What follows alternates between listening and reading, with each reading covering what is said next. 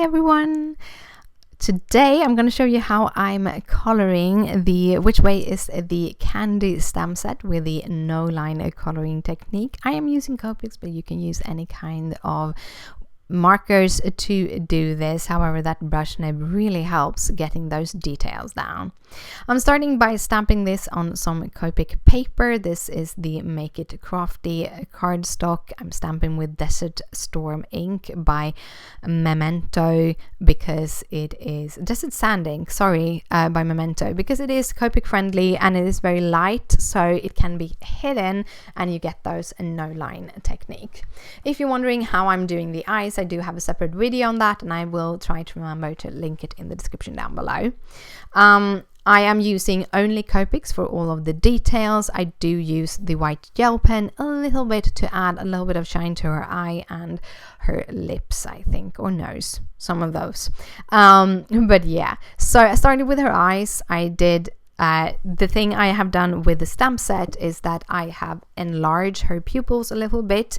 I have made them a little bit oval, and the oval is reaching upwards just to move the eyes a little bit higher on the character, and make the eyes a little bit bigger. And then I've kind of colored small ovals around those pupils, and adding a little bit of blue shadowing on each side of the eye to just shape the eye white. Then I'm going in with the skin after that. I have the EO4. It helps me shape the nose, the lips, kind of the shadows around the eyes, the shadows underneath the cap, around the face, on her throat and on her hands. Then I just kind of keep on blending the skin combination inwards. I'm using R30 and R32 as like the rose colors, both for her lips and for the cheeks. And then I'm using EO4 for her eyelashes and her eyebrows. Kind of trying to give somewhat a good technique. I can tell you that when I'm doing this, my reference is actually a coloring I did on the same character but with pencils, where I easily could kind of play with how I wanted to put everything, and then I just referenced back that. So I'm referencing my own coloring for the placement of the eyes, the eyebrows and everything. Then we are going into her clothing. Me and my something. I'm hoping that you are coloring with me, okay? It would be awesome if you were coloring with me. But anyhow, I'm using some greens. All of the colors are listed in the description down below, and I have that little box up in the left corner that is telling you which pen I use. I do that because the kind of lids are a little bit off focus, but also sometimes I forget to put the lids up, so I always have those little boxes to make it a little bit easier to see. I started by using the YG01 as a base color. I do this for two reasons. One, because I wanted that as the bottom color to shine through, but also so that I knew which part was supposed to be green, so that I didn't color it in any other colors, you know? So I just mapped it out for me. Then all of the things that I wanted to have kind of grayish or look white-ish, I used the lighter warm grays to do that. And then we're going in with this little, what's it called? Oh, I just lost the word. Well, I'm trying to give the shaft of it anyhow. Details, I will remember soon what it's called.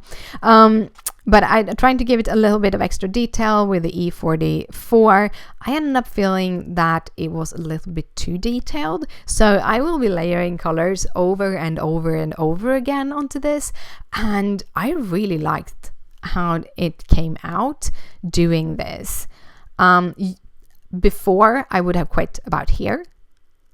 But nowadays I felt like, okay, I like the idea of it, but I still want some more details.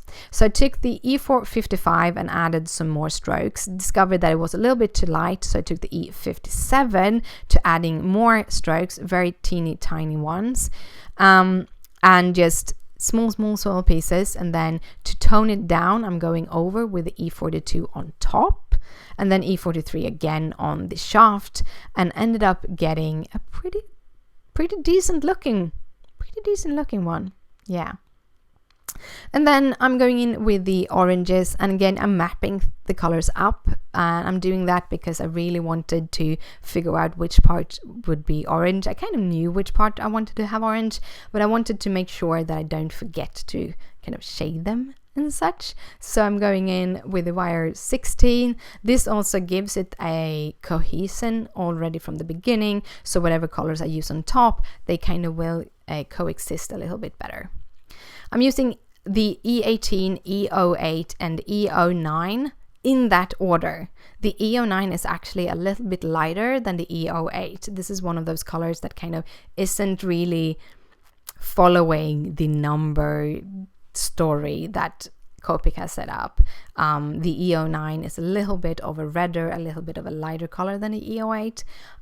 So I usually use them in a little bit of an opposite order, but I really like how they work together with the wire 16 and 18 to get this auburn color. And here I go in with the E09 because this is when I decided that, okay, I need the E09 between the E18 and the E08 to make them kind of mesh better. So I did went in extra time on top of that ribbon on the hat, and then I go down to the hair and I make it a little bit streaky, and then just work with those color on top of each other over and over again, just to like the layering really builds up all the shadows and make it looks pretty good.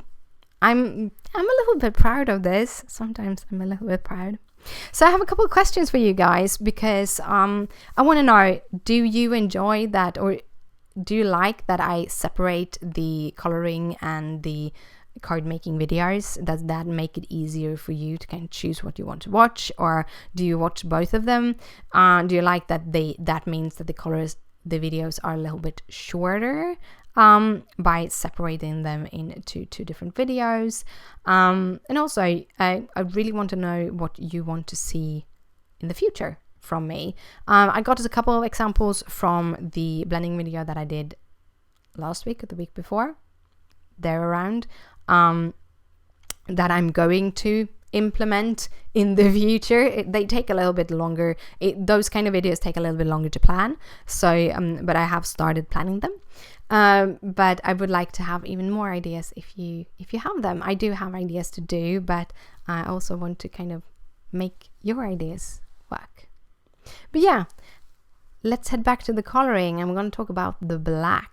So I have a bunch of tips when it comes to coloring black. Coloring black can be a little bit tricky. First of all, if you just use a black marker, it will look flat because you can't build anything on black.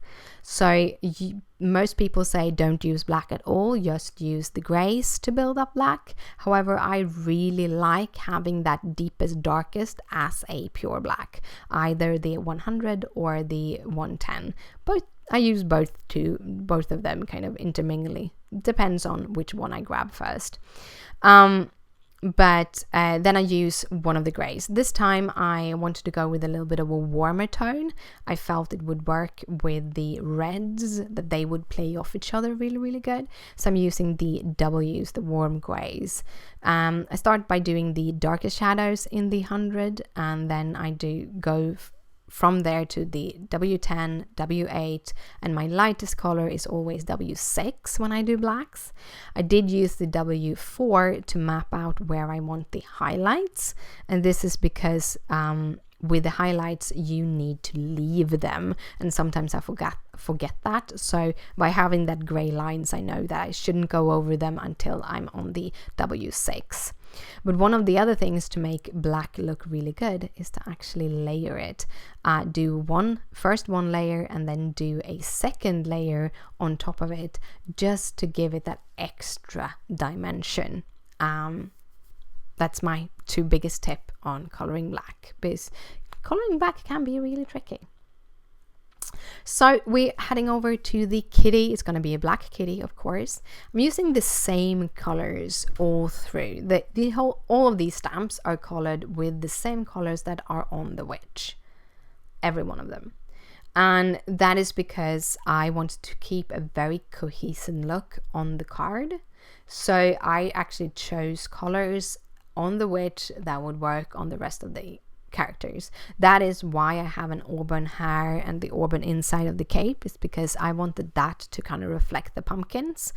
And that is why I have a black cat, because that reflects the cape. And then I added that little green bow on the kitty to reflect the greens.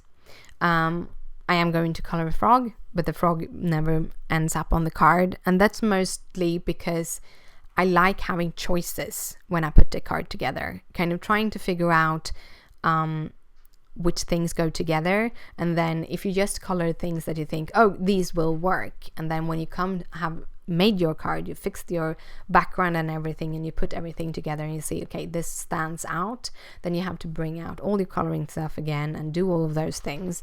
And therefore I usually color a bunch of images, and then when all of them are colored, I use maybe 60 to 70% of them, and the rest of them usually goes into a special bin where I can use these for cards in the future, and then a year after I dump them in the trash because I never did, and I need more space for my new images.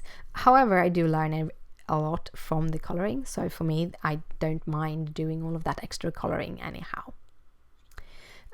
For the kitty, I gave him black whiskers because white wouldn't show up on the white background, and also I added some white gel in his pupils and on his nose, just to make them shine just a little bit.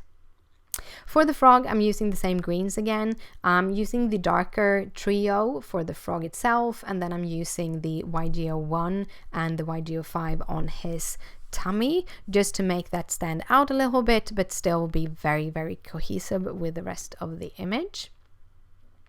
You might have noticed that I'm using a green for the darkest, pure green for the darkest, and that is because it has a little bit more blue in it, and therefore it will give a little bit more contrast in the shadowing. So that's why I do that. That's how I use that. For the pumpkins, I actually really happy how the pumpkins came out, and this has always been a struggle for me. For all the years that I have been coloring, I never have been happy with my pumpkins because I always felt that they don't look like pumpkins, and this year I feel that they did. So I wanted to talk about what the details that I feel made them look like it. One, I added the highlight more towards the top of the pumpkin and not around the belly of the pumpkin, actually raising the light source a little bit, and I think that made a lot of it. The second thing I realized I've been doing wrong is that the line needs to have a higher contrast. A line between the parts of the pumpkins need to have a pretty high contrast, but that shouldn't be shadowed out. You should have that line very defined in your pumpkin, and then the next color can start making a shadow, and that shadow should go out from the middle and not trying to build out roundness on the sides of them, because that roundness will automatically come when you do the other parts. So that's kind of my technique, and you will see me doing that 3 different times or 4 different times on this different pumpkins. But yeah, I know this is very sped up, but it has taken me a long time to do this, so I thought, well, you're going to get a little bit of a shorter video, but hopeful all the tips and tricks was hopeful working for you. I hope you like this video, and if you do, please thumbs it up, because that means a lot to me. If you have any questions or any comments on any tips, just lay them in the description down below. You can also, or in the comment section down below, you can also find all the details, all the pens, all the materials, everything in the description. You can also find a link to my blog where I have still pictures of all of these things.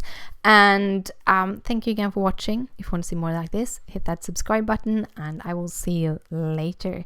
Bye.